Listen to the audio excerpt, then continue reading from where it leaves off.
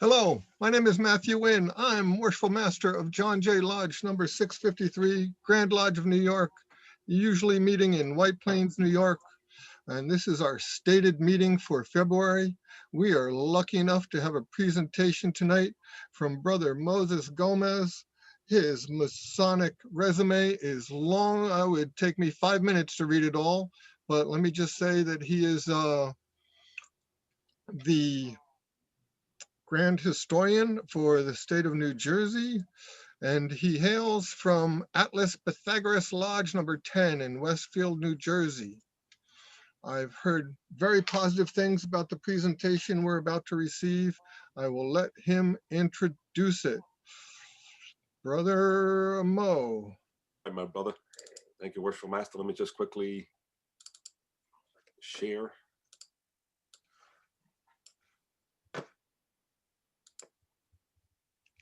Okay, good evening, everyone. Worshipful Master, brethren, ladies, thank you for allowing me to present tonight. It's always a pleasure to be in the fellowship with all of you. Unfortunately, we can't meet in person, but this is the new times now, and I'm actually doing more meetings than I've ever done before in person. So, but tonight, the presentation deals with the story of the Underground Railroad. And the Underground Railroad is a term that was given to those individuals who were aiding and abetting in the freeing of slaves in the South. Now, slavery is nothing new. It's been with us from ancient times to biblical times. Every nation and empire, just about every part of the world at one point or another has had some sort of slavery. And up until a few years ago, we did have slaves.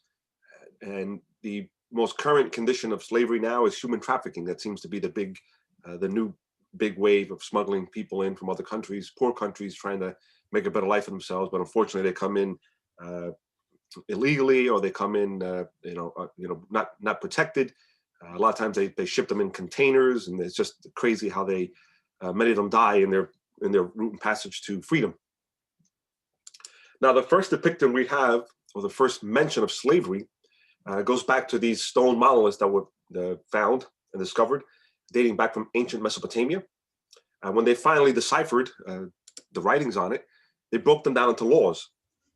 And Law 15 says, if anyone take a male or female slave of the court, or a male or female slave or a free man outside the city gates, he shall be put to death. And this is the first time that we have any mention of slavery in modern times, either written or hieroglyphic or on papyrus or paper or anything to that nature. So again, there's nothing new. Slavery's been around for quite some time. Just give me a quick second. I'm going to stop the...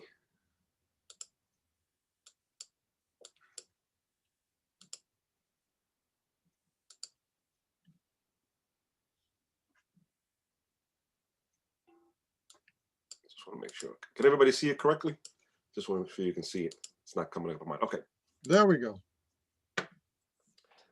Now, after the Revolutionary War, which we're going to talk about dealing with this here in the United States, and in particular Canada as well, the 10 years after the war is over, the United States signs the Fugitive Slave Act of 1793. And it's one of the first laws put into place to protect the cause of slavery. Now, it's quite extensive, but the law pretty much guaranteed the right of a slave owner to recover an escaped slave, regardless where he was. Now, in 1807, at this time, just about every major empire of the world, the Dutch, the Spanish, the French, the Portuguese, the British, and so on and so forth, all had slaves or dealt with slaves. Now, the British Empire decides in 1807 that they're going to ban the importation or exportation of slaves. However, if you're a slave, you're still a slave, and those born of slaves are slaves themselves. In 1834, the British Empire decides that they're going to abolish slavery with the Slavery Abolition Act of 1833. And this is spread worldwide throughout their entire Commonwealth and all the colonies around the world. In 1835, they signed a bilateral treaty with France, also joining in banning slavery and servitude, regardless of what Commonwealth or colony or part of the world that they are currently at. Now, in the United States, we start kind of following the same suit. We did put forth some laws in 1808 where the importation of slaves was halted or made a crime. but that's about as far as it goes. In 1850, the most stringent of all the fugitive slave laws was enacted when they passed the Slave Law of 1850. This required the return of escaped slaves to their owners, regardless of the state they lived in. And in 1857, the Supreme Court hears a case, Dred Scott versus Sanford, and the Supreme Court rules in favor that Black slaves and their descendants can't gain American citizenship, and that slaves aren't entitled to freedom even if they lived in a free state for years.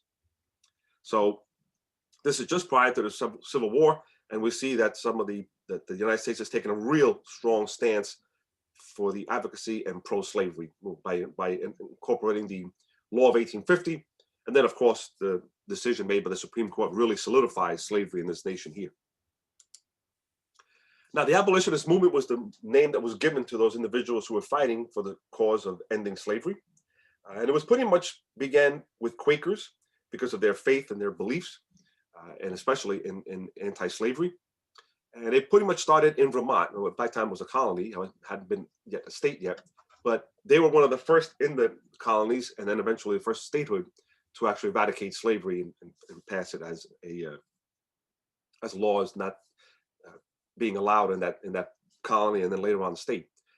But Quakers, for the most part, it kind of grew from there, and then it expanded, of course, through many multi-denominational faiths and peoples who fought for this cause to continue the movement to try to abolish slavery.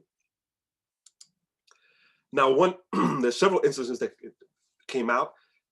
If you can't import or export slaves, then how do you continue that slave process? I mean, of course, if you're born from a slave, then of course you're a slave yourself under the laws.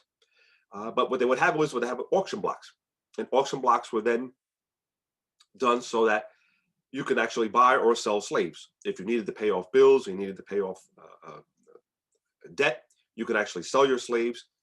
Or if your slaves escaped, or they got old, or they died, you can go there and buy slaves. And this was no different than buying a car at an auction or a piece of furniture, an antique somewhere. It was the same way. They were put on a pedestal, and then you bid for the highest bidder, and you bought and sold the slaves as needed. Now, the other thing that came out was the Slave Catchers Bill. And the Slave Catchers Bill was strictly for those individuals who had authority to cross jurisdictional lines in pursuit of runaway slaves or escaped slaves. No different than a bail bondsman would hire a bounty hunter today, and someone skips bail.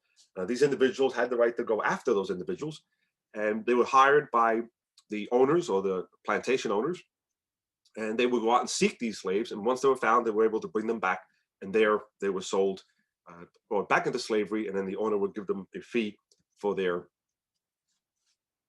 what it cost them to bring them back. Now, what started this whole mess between North and South? Brother, I apologize, but it seems like I'm losing. Can you make sure I'm shared? I seem to be losing the screen. I don't know if I'm, hold on, let me try it again. My apologies. It seems like this is acting up on your end. Okay. What started this whole mess between slavery in the North and the South, free states? Well, the Missouri Compromise of 1820 kind of split the nation as it is. Everything east of the Mississippi and north of the Ohio River, or the Mason-Dixon line, became part of the free northern states. And everything south of that, with the exception of some territories where weren't yet our property yet, became part of the southern slave states. Now, if you look at the map, it kind of mimics the Scottish Rite, northern southern jurisdiction. Not that they had anything to do with that, but there's rumors that they kind of went off the guidelines and the maps of how the Scottish Rite. In 1813, the Scottish Rite split up into two, and it was northern and southern, and exactly the same split up the way it was. So it's apparently there's a good chance they might have taken the same diagrams as the Scottish Rite did, even though Scottish Rite had nothing to do with slavery, but it appears that they used that model to break up the states and make them north and south. Now, in 1841, something unique happens. Of course, we know that Africans are taken against their free will, and they're sold into slavery. They're not slaves to begin with.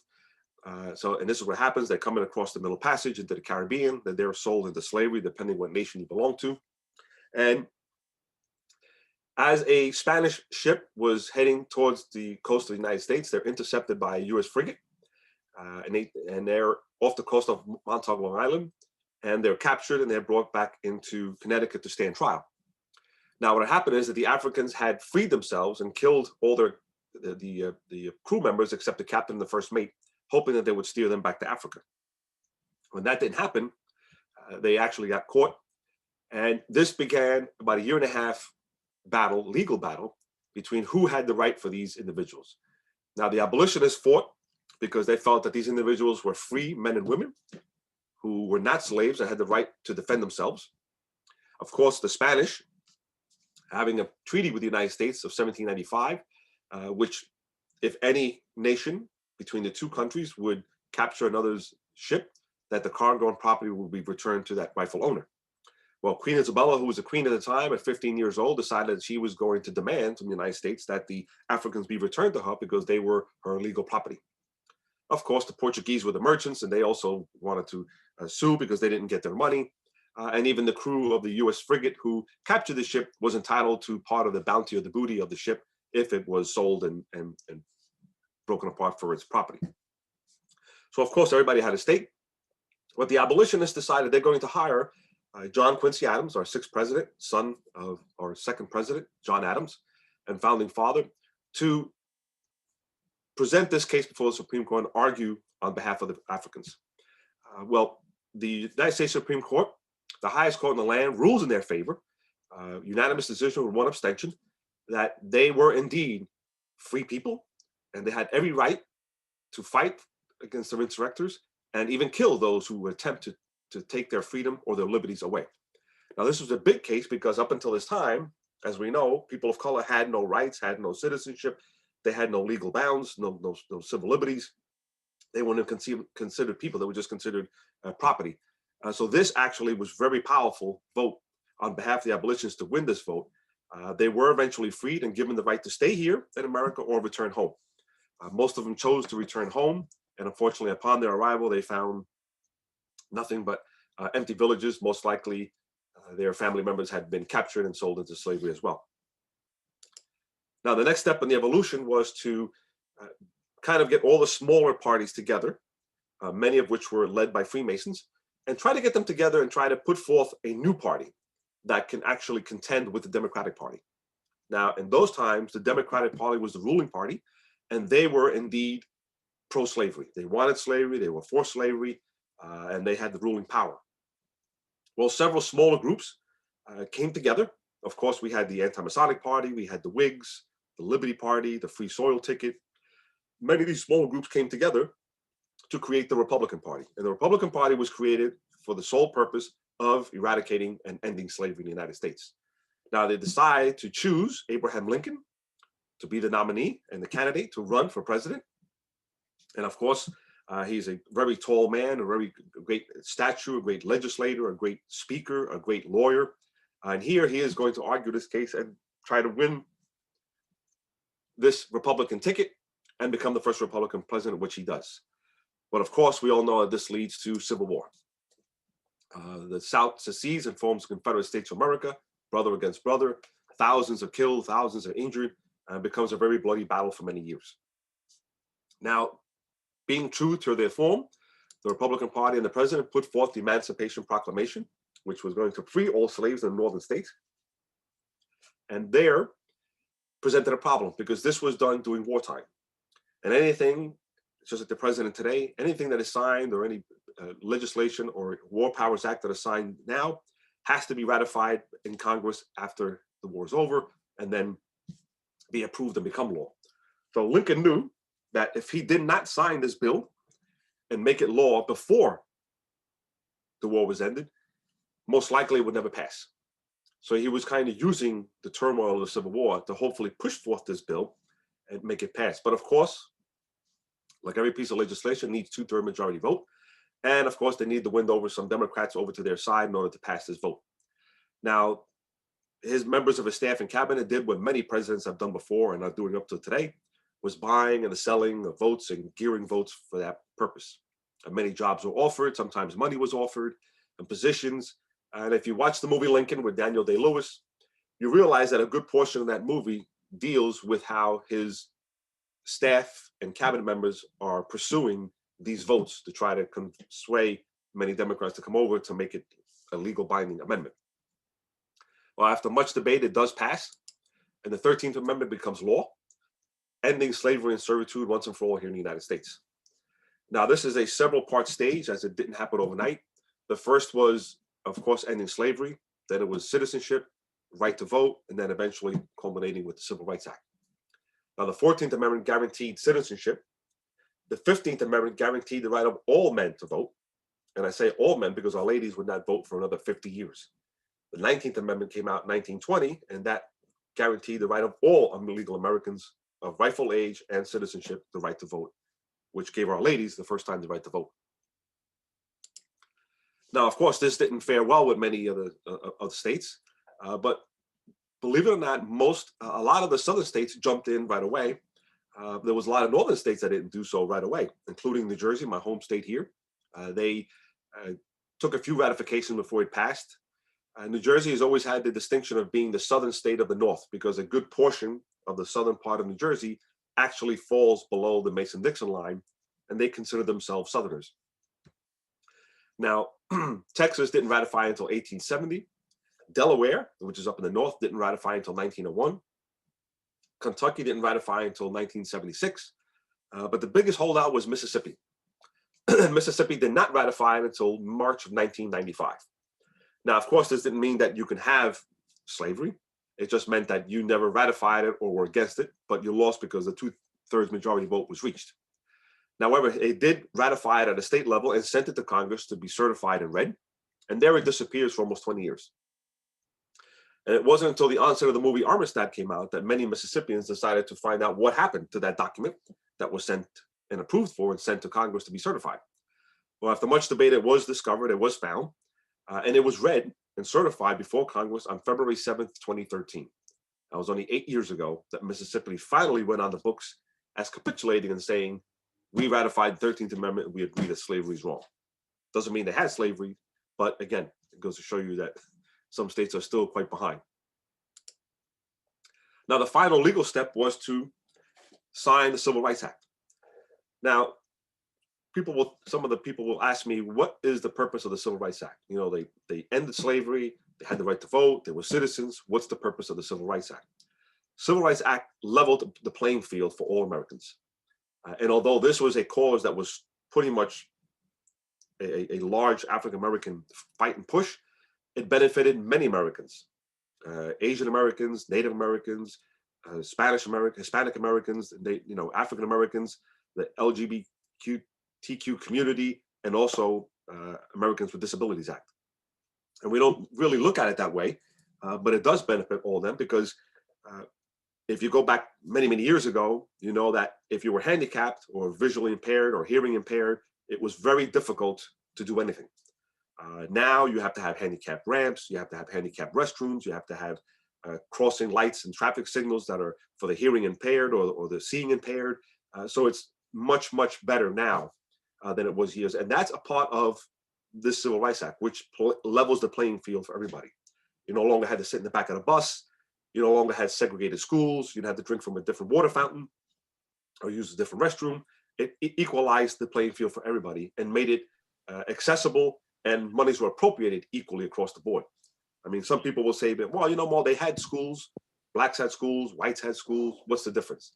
Well, the problem is that some of the white schools had better appropriated money and buildings and teachers as to some of the poor black schools didn't have enough space, didn't have enough teachers, didn't have enough money, were inadequate to teach.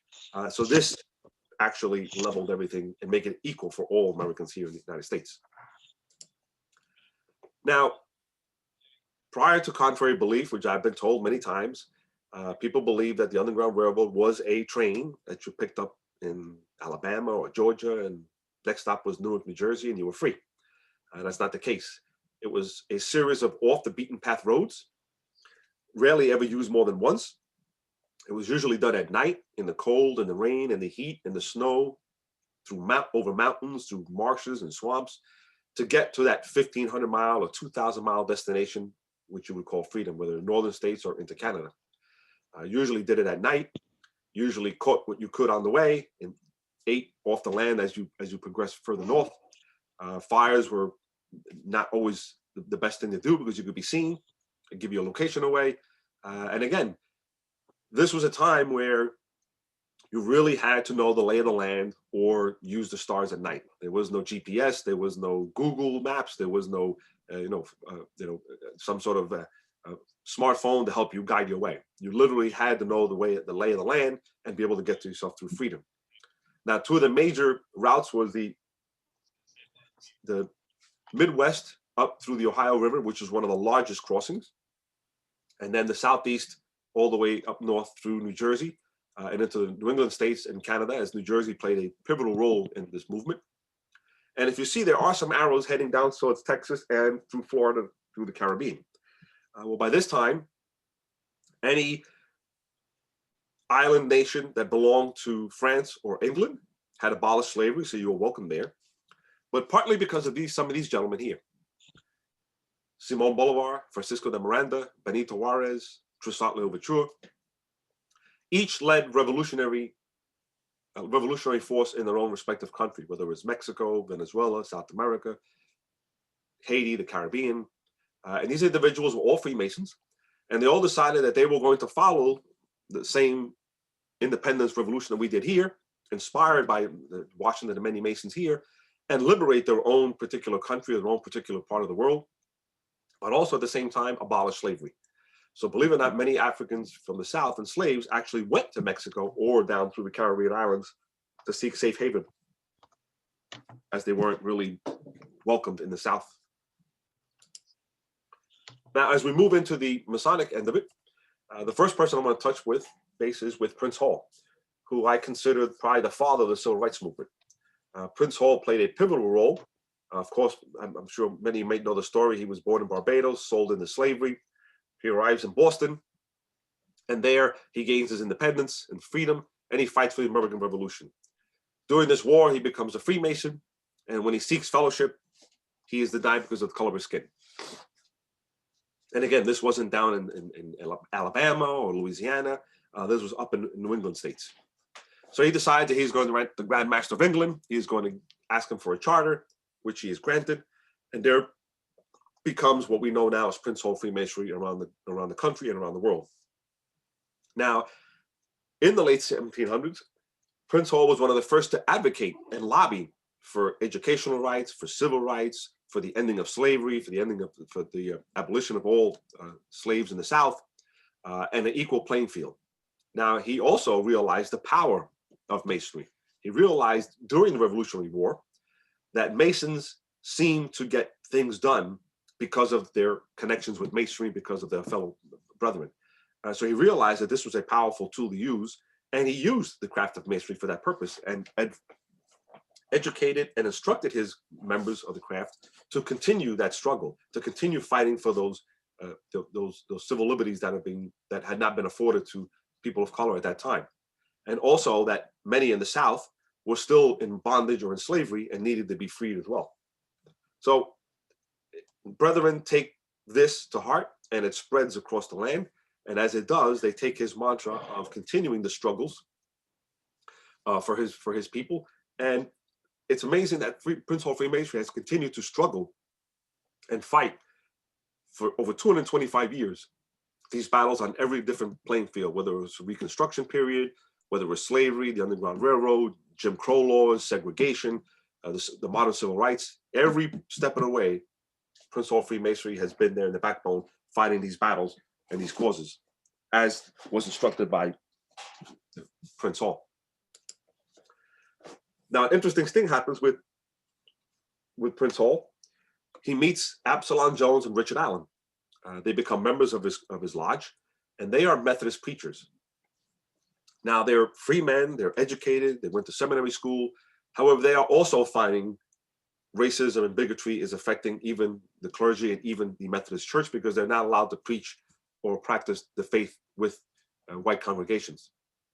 So they decide they're going to break away and form the African Methodist Episcopal Church, which is today the largest Christian denominational church for African Americans, or if not around the world. And it's based off this church here in Philadelphia, which is the oldest plot of land in continuous ownership by a Black community or Black hands over 225 years. And here, these two individuals, besides being members of Princehole's lodge, they decide that they're going to ask Princehole to charter them a lodge. And saying, you know, we're here in Philadelphia, you're in Boston, it's not easy for us to go to lodge all the time. Why don't you give us a charter like all these other states and jurisdictions do? So Princehole charters the first charter ever, outside of the original charter that was granted to him by the Grand Master of England in Boston. And it's given to these two individuals here in Philadelphia. And from this corner, from this plot of land, first begins the first Free African Society, the first Vigilant Society of Pennsylvania. The Underground Railroad takes root here. And of course, Masonry takes hold in this shape here.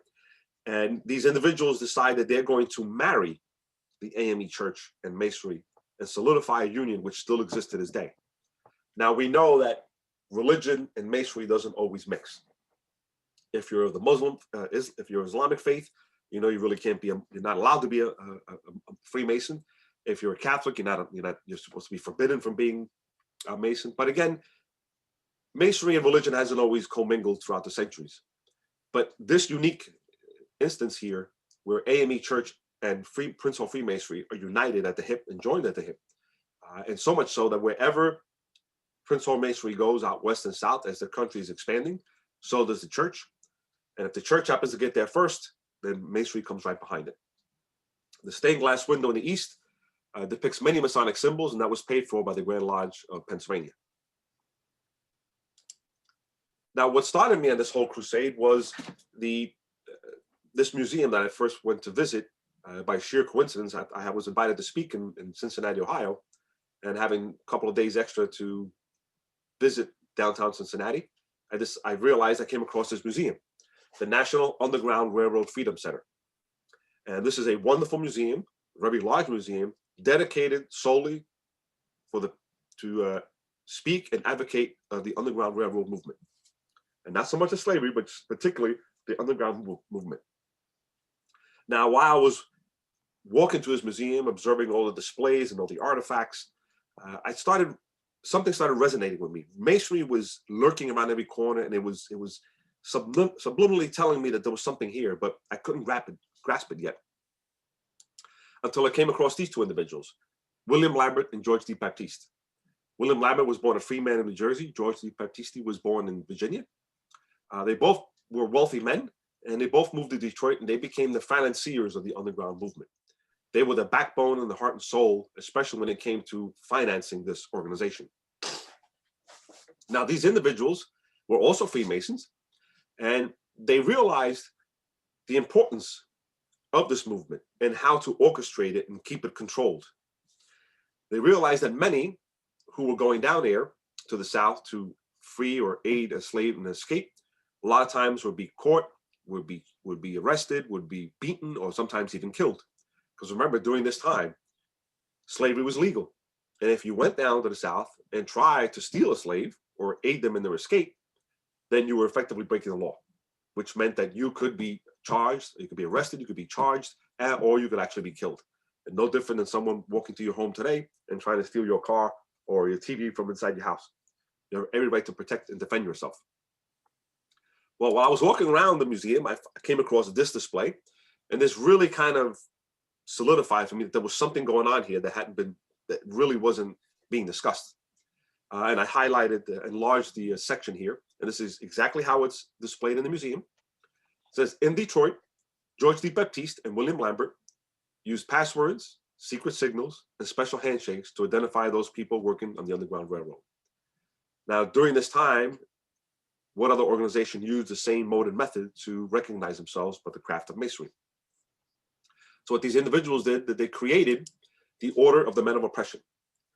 And this order had used secret words, grips, rites, solemnities. This was done to help control, organize, and protect those who were working on that movement, especially heading down south trying to free a slave or aid a slave in an escape. This order was based off the principles and rituals of Freemasonry. It was organized just like a lodge, officers just like a lodge, They had 3 degrees, just like a lodge did. The first was the captives. The second was redeemed. The third was the chosen. The third degree was a little different. It had 5 lesser degrees, which were the rulers, the judges, the princes, chevaliers of Ethiopia, sterling black knight, and knight of Santo Domingo. And these were sub degrees you can take. Now, these degrees had lectures. You were circumambulated around the lodge. You had a conductor conducting you. You had lectures. You had questions. You had answers, just like a lodge. You had oaths. You had obligations. They just literally took the format of Masonry, changed it around a little bit to make it what they wanted, which was for this order. And this was done so that they can identify and help those individuals that were heading down south be able to confront someone and then be able to test that person and find out if they were a friend or foe. Now, of course, in today's modern day, we have many social media apps and Facebook, and we can actually tell who we're going to meet. We can see the person's face. However, during these times, it was rough. If you were going to meet John Doe in Mississippi, how do you know when you got there that was John Doe? I mean, for all we know, John Doe was murdered and buried in a hole, and this guy's posing as John Doe, waiting for you to come and take his slave away. So again, this was done to enhance and protect and organize this underground movement. Thousands went through it. It was open to men and women, and it was open to slaves as well. A lot of slaves who were freed later went back to join this movement to help others become free themselves. And again, this was done to impress upon the candidate what an actual person went through from the time he was caught in his free homeland in Africa, put on a ship, taken across the Middle Passage, sold into slavery in the Caribbean, then sold into a plantation and worked throughout his life. And instead of using the operative implements of Masonry, the square, the level, the plumb, they used the operative instruments of slavery. They were clad in rough and rugged garments. His head was bowed, his eyes blindfolded, and an iron chain put about their neck. So they used the implements of slavery, chains, floggings, shackles, whips, to impress upon them the importance of what these individuals had to go through, so that you realized how important this cause was and this crusade was to free these individuals from this bondage. Now, during the late 30s and early 40s, FDR created what was called the Federal Writers Project. This was done to write down the narratives of many Americans that had to do not had to do anything with slavery, but all Americans, write down their narratives. How did you survive the Dust Bowls? How did you survive the Great Depression? How did you survive the Great War? How did you survive slavery? What country did you come to? If you came here as an immigrant, what was the hardship? What did you do? And this was done to keep an accurate record of narratives and stories of Americans without it getting tainted from children and grandchildren. Now, reading through many of these narratives, we're coming across many of them that tell the story of how they were aided and abetted by Masons. Particularly this one here, I put here, that says Henry Webb reported that a slave told him that runaway slaves came across the Ohio River from Portland, which is now Louisville, Kentucky. Plans for the escapes were concocted in a black Masonic lodge, and the slaves crossed the river in a boat operated by those men posing as fishermen. There's another narrative that I read where there's a young girl who was brought to the banks of the Ohio River between Kentucky and Ohio, and she is told to wait there, and around midnight, these group of men called Masons are going to come over, and they're going to bring you across the Ohio River into Ohio and into freedom. So she tells the story of how she meets these men called Masons, and they take her to a Masonic lodge. She's cared for and fed and clothed, and then handed off to the next conductor to take her to the next leg of the journey. But there's an interesting remark she says at the end. She says, you know what? These men must have been cooks or must have worked in a kitchen because they all wore aprons. Now, not having never seen probably Mason before, not having any knowledge of what a Masonic temple or Masons are, she just sees these men are all walking around with aprons. She's assuming that you put an apron on to protect yourself from getting dirty for whatever it is you're doing. So that's her narrative that she says in her story, that these men must have been Masons. They must have been cooks or worked in a kitchen because they wore these aprons to protect themselves from getting dirty. Now, there's an interesting story of how and why Canada became such an important place of safe haven for many slaves. After the Revolutionary War, John Graves Simcoe becomes the first lieutenant governor of Upper Canada, what we know today as Quebec and Ontario and Nova Scotia, Newfoundland. This portion, the western portion, hadn't yet been part of that territory. But he is a staunch Freemason. He's also a very in-depth and really was for the cause of abolitionists. His family were abolitionists. Members of his family were Masons, and from the early start, they hated the fact that slavery was an institution that was legal. Well, being an officer in the British Army in England, it was tough to put forth your ideas and get things changed with Parliament or the King. But by giving him this land and making him the first lieutenant governor, he is now the person of power. He creates a parliament, he creates a new government there, he creates a new colony there, realizing that they have this potential, this power. Let's start off on the right foot. So one of the first laws that they passed was the Act Against Slavery, an anti-slavery law, which passed July 9th, 1793. Now, this was done in Upper Canada. And the interesting thing is that because he was creating a new colony here, creating a new commonwealth for the British Empire, he was able to handpick certain individuals, many who were Freemasons, and gave many important positions. And since they didn't have a parliamentary building yet, they actually met in a Masonic lodge. So the first legislative piece of law that passes by a parliamentary organization or a parliamentary group that banned slavery or an act against slavery was done by a group of Freemasons. And where did this take place? Inside a Masonic lodge, Niagara-on-the-Lake, which still exists there to this day. So it's very unique that many of these individuals were Freemasons, and that this first anti-slave law passed by the legislative body happens to be inside of a Masonic temple where it actually passed. Now we're going to go through some certain individuals just to point out how Freemasonry and played a big hand.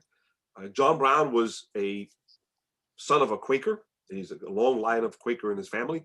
He's also a long line of Masons. His father was a Mason. He was a Mason. And John was a little bit disturbed by the slavery institution. And he felt and he believed that armed insurrection was the only way to overthrow the institution of slavery in the United States. Meaning that we need to fight these people head on, face to face. And if they don't surrender and they don't give up their slaves, we need to kill them. That's the only way of doing it. Now, on a particular night, many of his own sons and many other ex-slaves and other individuals join together, and they come under the guise of a Masonic meeting to form the Order of the Gileadites. And this here is done so that they can discuss the actual possibility of raiding Harper's Ferry, the famous raid on Harper's Ferry, which was a munition garrison in Virginia.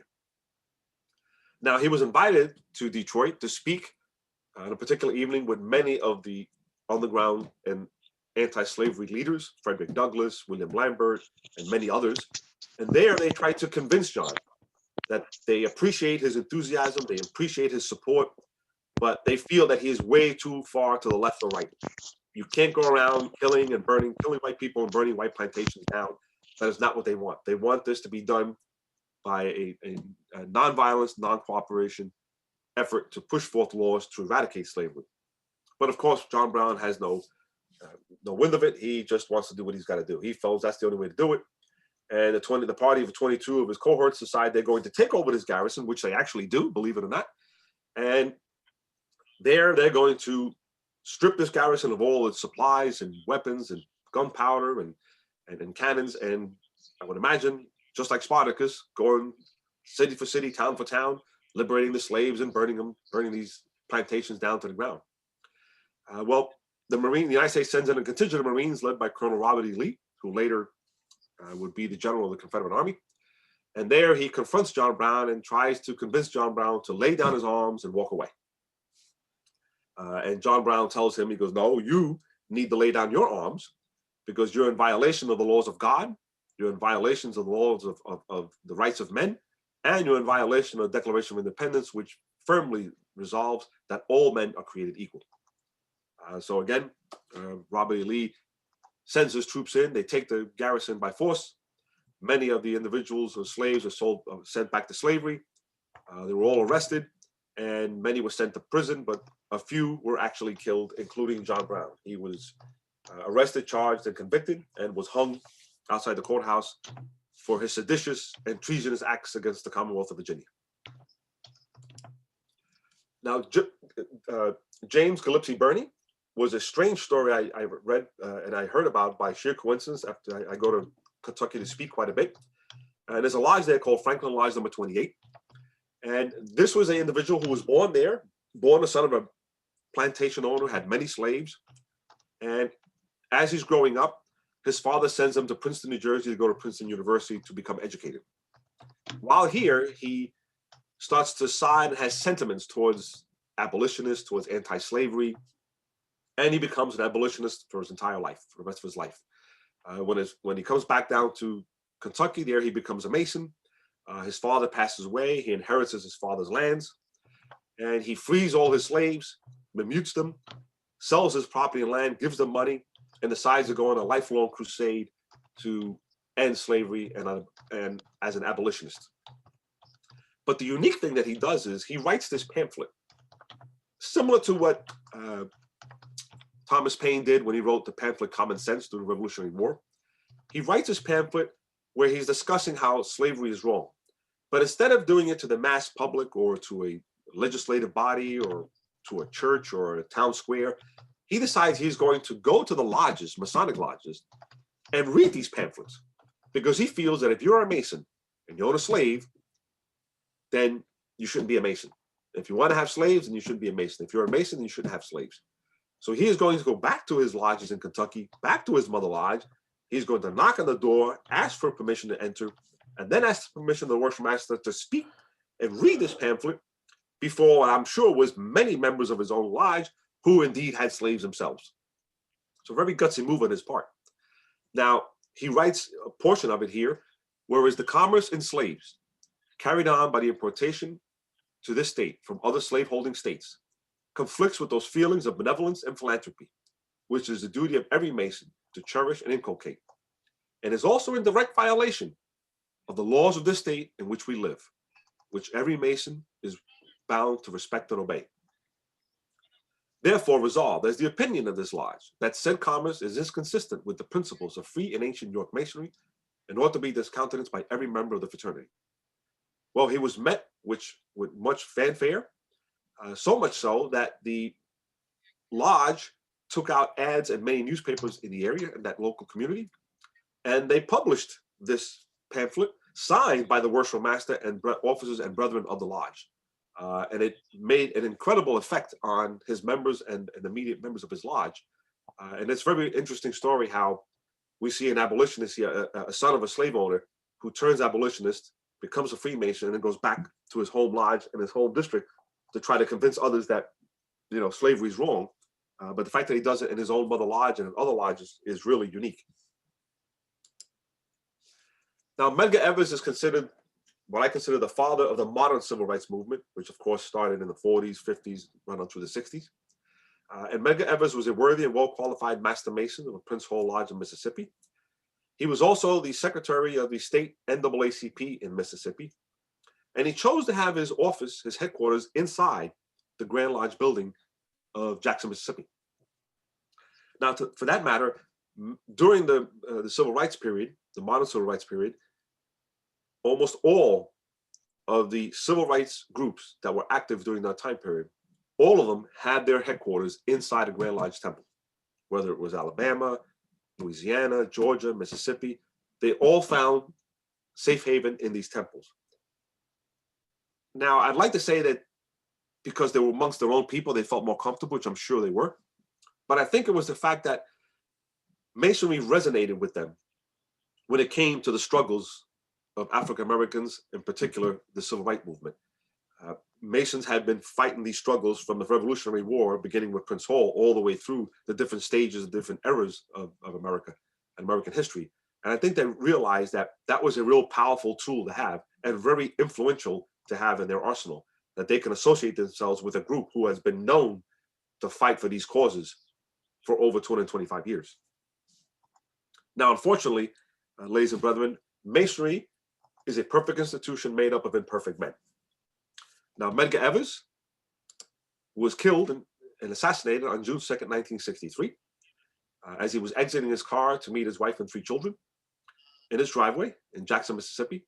And he was killed by Byron D. Beckwith, who was across the street hiding in a bush with a high-powered rifle, and shot him in the back several times.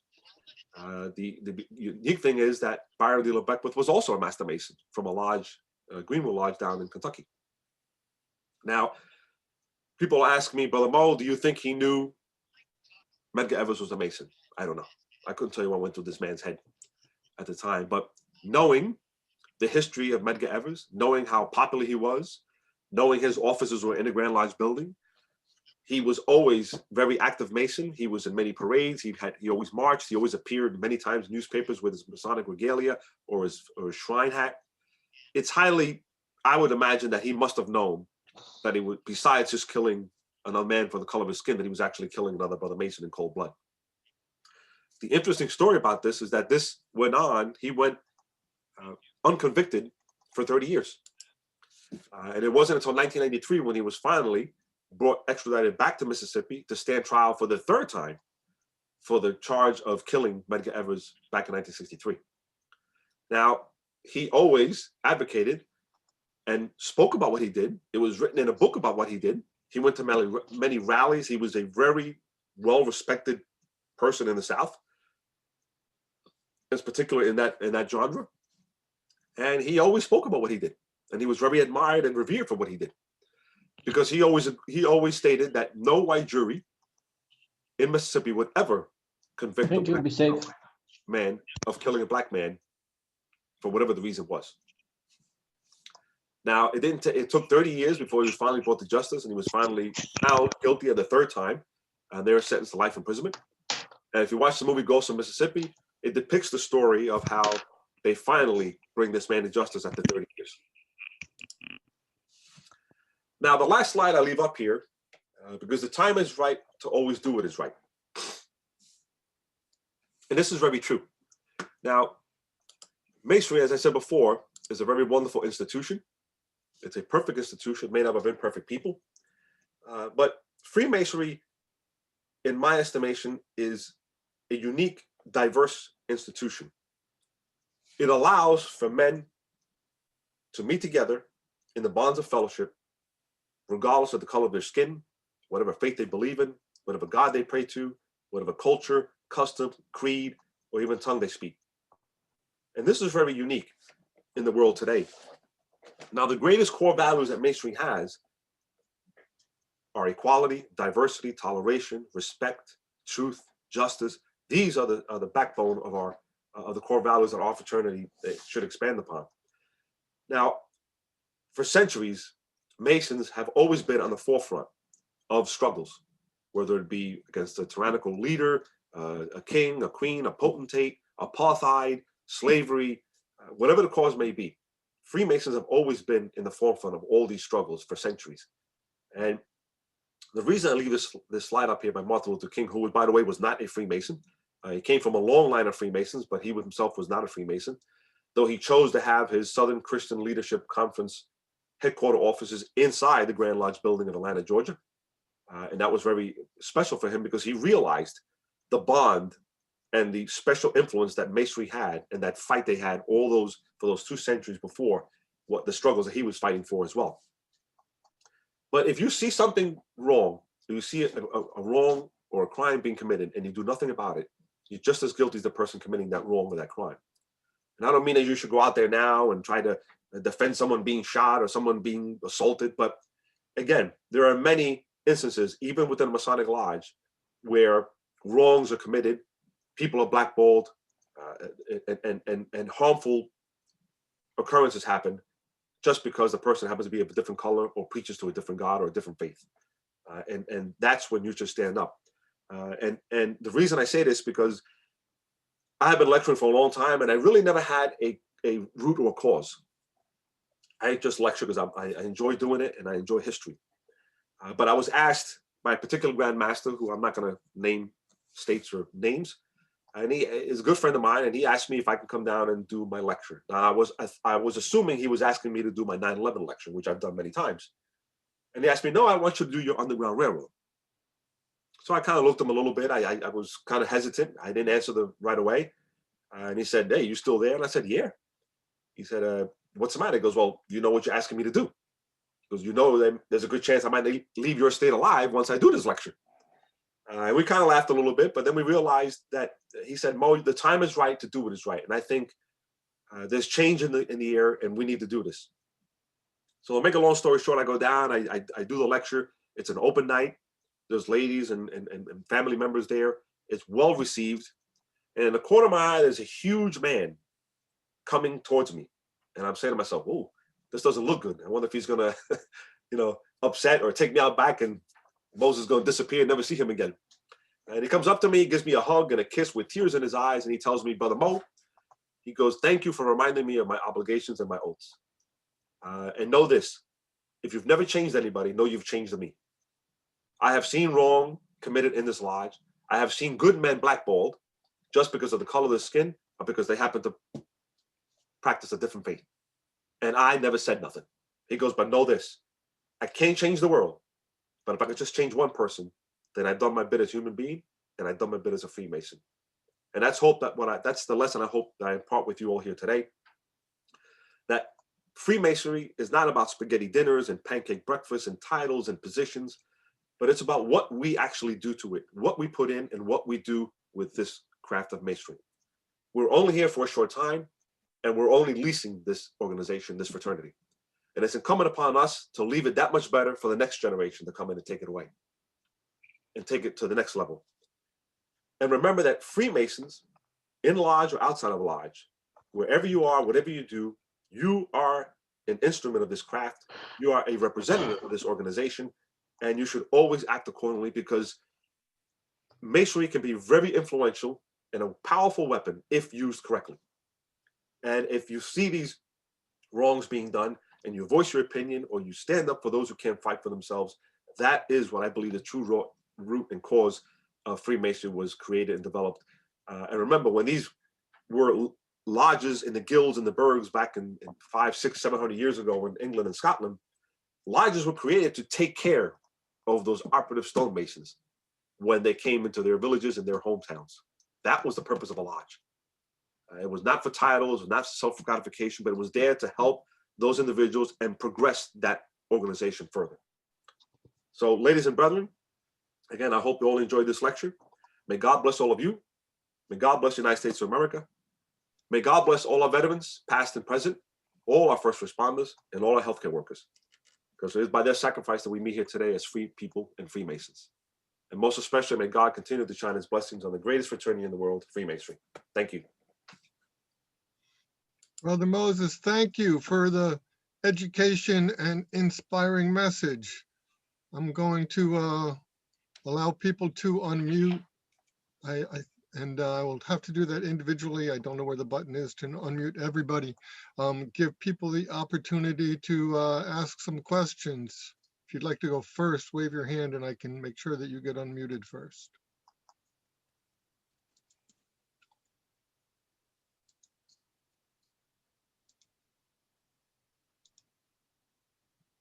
Nobody's got questions?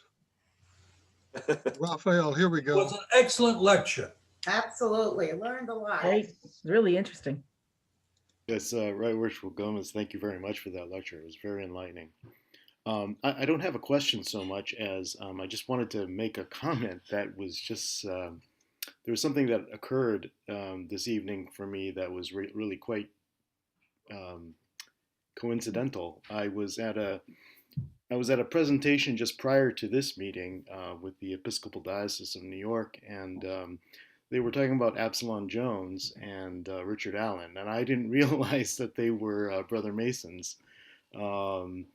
And in the context, I mean, I don't want to get away from the context of your lecture, but in the context of that presentation, they apparently were involved with in helping out the community with during yellow fever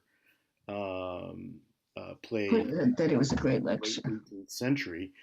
So it's fascinating. So again, we have But excellent. It was examples of other excellent. Masons that were Very chat. involved in the pandemic of their time, so to speak. And I just thought it was a really fascinating coincidence that I went from one lecture that spoke of those two who I did not know were brothers, and to hear how they fit in with the history of the Underground Railroad and Freemasonry. Yeah, I didn't go too much and elaborate in them, but they were the first chartered lodge given by Princehole. When Princehole got his charter from England, the first lodge ever chartered was the lodge in Philadelphia.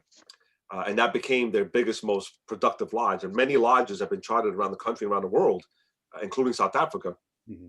Some of the same lodges which helped strike a blow and end apartheid in South Africa as well. But they also created the first National Grand Lodge of Princehole. Absalom Jones became the first National Grand Master.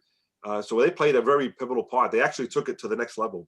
And the marriage and the incorporation of the unity of the two, AME Church and Princehole Masonry, still is a strong bond today. It is still one of the strongest bonds they have. And it's always been an unwritten rule that if you want to ascend the ladder and become a minister or a preacher or a bishop, you better become a Freemason or you're not going to get to that position. Most of their leaders, if not all of them, especially during those times, were members of the craft. And then when AME Church went, for instance, AME Church went down to Baton Rouge, Louisiana. The individual that brought it there was the National Past Grand Master at the time.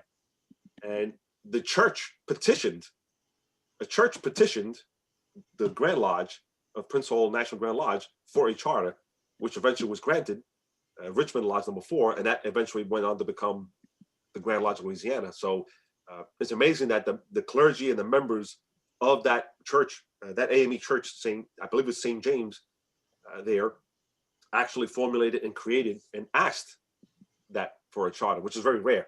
Religions just don't ask for charters for Masonic, charters to have a Masonic lodge. But that's the marriage between the two was so incredible. In South Carolina, the same thing. Richard Howard Gleaves also becomes a past Grand Master, and he brings it down to himself. He brings it down, the AME Church, down to South Carolina as well. And we see this marriage throughout the whole South, even to this day. It's still a very unique unity between those two organizations and how they've survived to this day. It's over 225 years now. They've been married at the hip. So it's very, very interesting. But those two individuals are very interesting individuals, and they did a lot more than just what I've spoken here. I mean, they were very shakers and movers in that community in Philadelphia, and very interesting individuals. Great stories they have to tell. Thank you again very much. Thank you, my brother. Anybody else? Anthony's got a question, or is that the prayer? The prayer. I'd like to ask a question. Sure. Is it true that? Oh. Can you hear me? Yeah. Yeah, we hear you. Oh, okay. Is it true that Martin Luther King's father was a Freemason? Yes, his family was Freemasons. Many of his father, I believe his grandfather's uncles were Freemasons. He chose a different path. And I think getting involved in the civil rights movement, and when he created the Southern Christian Leadership Conference, that took a lot of emphasis away. And I think that became his whole life, meeting with president and government officials and leading these marches. There was no doubt that eventually, in my mind, if he would have lived and not been murdered, he probably would have became a Mason. There was rumors that upon his return from Memphis, Tennessee, where he got shot, to Atlanta, that he was going to begin the process of having the members of the Grand Lodge begin the process of having him become a Mason. Of course, it's all speculative now, but he realized the importance of it. And up until a few years ago, that Southern Christian Leadership Conference offices, headquarters, were still in the Grand Lodge building. They purchased a new building just down the road, and now they moved into that building. But the building that the Grand Lodge is in Atlanta, Georgia, that is now part of the Martin Luther King National Historical Park.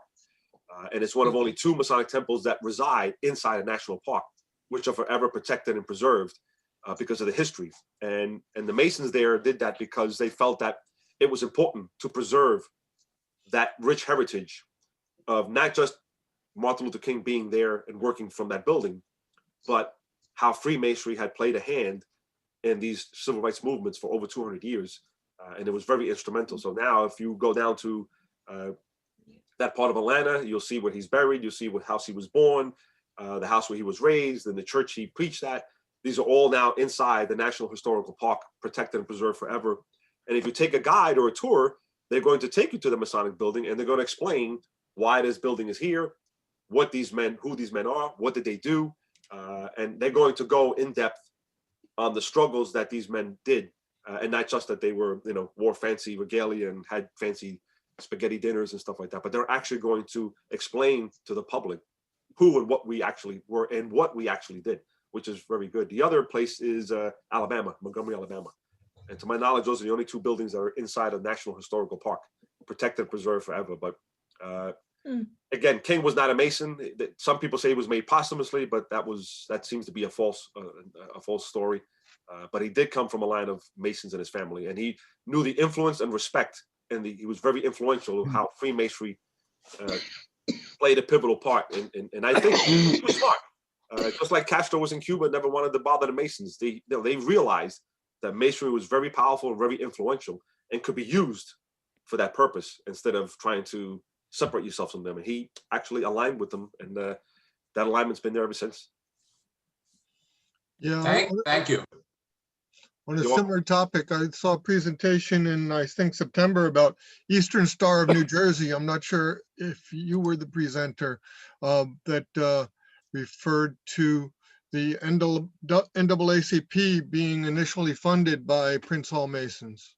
Yes, well, I did the lecture for the Eastern Star ladies, but my other lecture is Freemasonry and the Civil Rights, and there I talk of how it first started out as the Niagara movement in 1907, which many Freemasons played a part in, and then it kind of fizzled out, and then they regrouped again, and in 1909 they formed what is now known as the NAACP.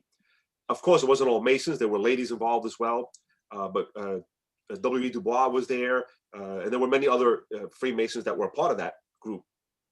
And what they funded was which came out in 1951. It was an agreement made with all of the Princehole Grand Lodges in conjunction with the NAACP. They signed a pact, an accord, to create the NAACP Princehole Legal Defense Fund. And they would raise monies to pay for all these battles that Frederick Thurgood Marshall and many other lawyers fought at a local, state level, or federal level. For instance, 1954, when Thurgood Marshall took the battle to Kansas to end segregation in what became a landmark decision, Brown versus the Board of Education of Kansas.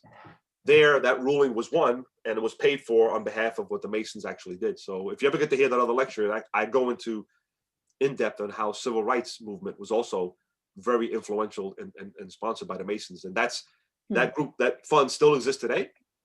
And that fund is primarily completely supported to and funded by the Masons themselves. I mean, of course, it's not as active as it was during the 50s and 60s, but much of the monies that were raised for that purpose, for all these lawyers to fight these battles on the local and state level, were done with the support of Masons who were funding this particular fund that was used for these purposes. So it was very interesting to see how they actually did that. Anybody else want to raise your hand? No. Okay. Thank you, Brother Mo. We will proceed on with the rest of Lodge. And please hang on, everybody. I'm going to